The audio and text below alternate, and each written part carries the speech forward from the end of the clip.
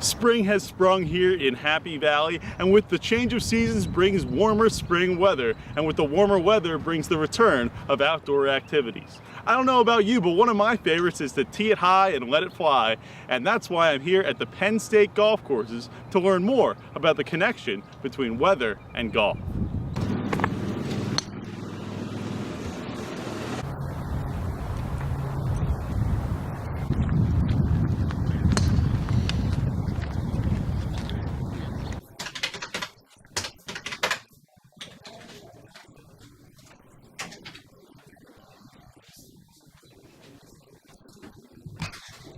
We look at it daily, I would say. Seeing what the traffic flow is for the day, seeing what the weather's going to bring. We're doing the budget and we're forecasting revenue. And of course, that's probably the biggest thing. It's a day-to-day making decisions. Just an example of a phone call we received this morning was the food and beverage staff. Should I come in? Should I not come in based upon the weather? And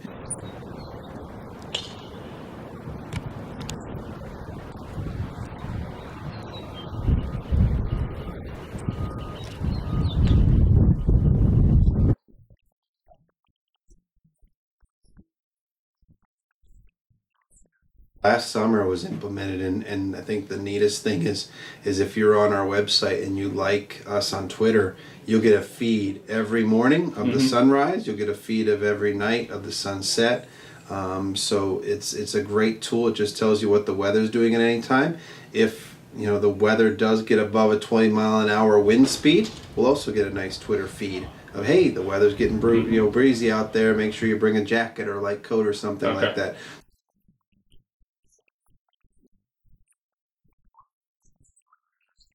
That's fantastic when it comes to how much water to apply for our superintendent on our putting greens, and if we just need to hold off. So I think that's one of the most valuable tools when it comes to it from an irrigation standpoint.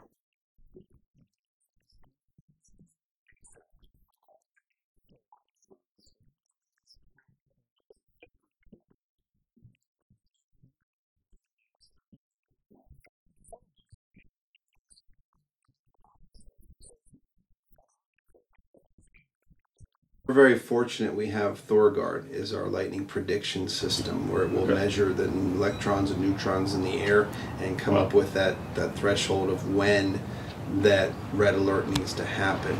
It does take measurements within a 10-mile radius of here of what's going on, so it'll tell you it's either all clear, caution. Once you start to see some caution, then it goes to warning. Once we see that bouncing between caution and warning, we'll advise the staff at that time. Make sure we tell any guests that are around you that there is bad weather approaching to be mindful. So when they do finally go to the fourth level, which is red alert, that horn blasts, even our staff, everybody seeks shelter.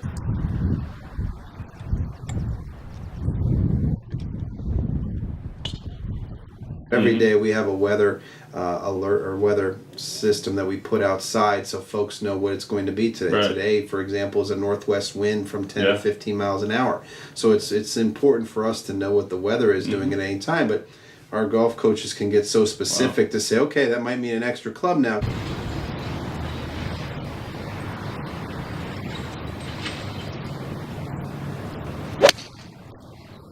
Biggest factor in terms of weather is wind.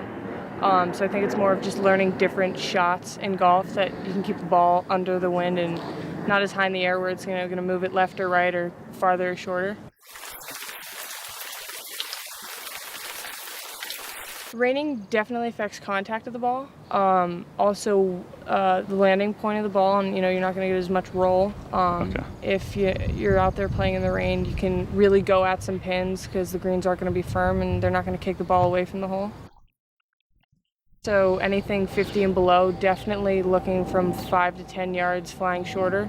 And then, summertime temperatures, if it's up in the 90s, definitely, maybe 5 yards, but it really just feels, better contact. Well, there you have it, folks. When it comes to golf and the weather, well, the two are really inextricable. And when the weather's like this, well, there's only one thing to do from here.